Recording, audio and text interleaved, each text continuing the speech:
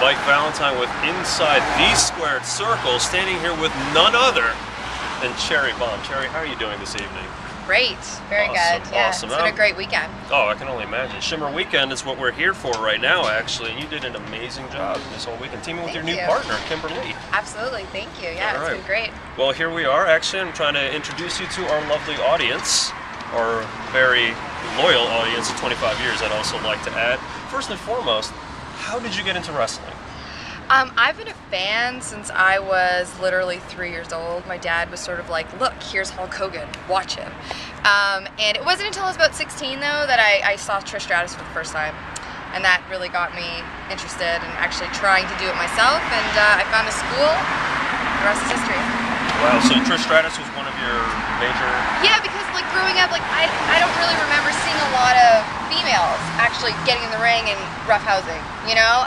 So when I first saw her, it was kind of like, wow, like girls can do this, I can do this. And yeah, and then it just kind of went from there.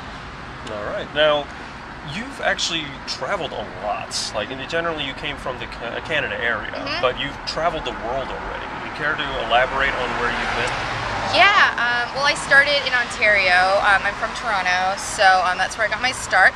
And I've traveled a little bit in Canada. I've gone to Newfoundland. I've gone all across Ontario and into Quebec, obviously. I work for Femme Fatales, and I have since the very first Femme Fatale show in Montreal. But I've also had the opportunity to have a few tours of Japan. And I was able to work for a lot of different companies over there, and I actually got a chance to go to Sendai, which was really cool.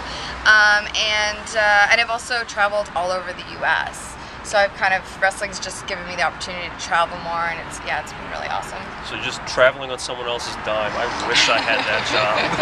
No joke. No complaints, man. No complaints. Now, you being in this with the independent scene and just like how hard-hitting and how serious it is, what do you think about the state of women's wrestling now on a national level, and where do you think it's going to go?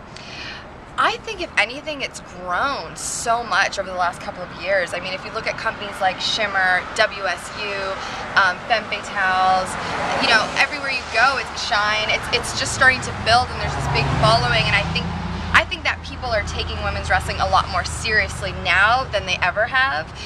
So I think if anything, it's just going to keep getting bigger and bigger, and we're just going to expand more and more. So I think it's in a great state. All right, and what can we expect out of Cherry Bomb in the future? After everything you've already done, you're just conquering everything in your path around the world. What can we see from you? What can we expect?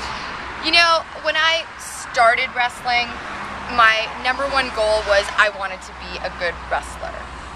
And I feel like I've come a long way over the last 8 years, and now, to be honest, like I want to take it to the next level. I want to be the #1.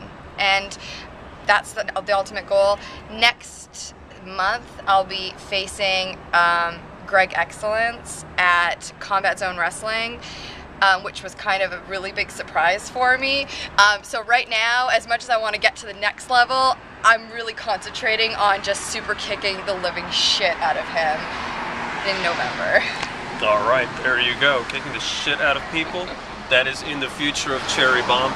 Thank you so much for being with us today. Thank you for having me. And thank you again, everyone, for sitting here and watching this.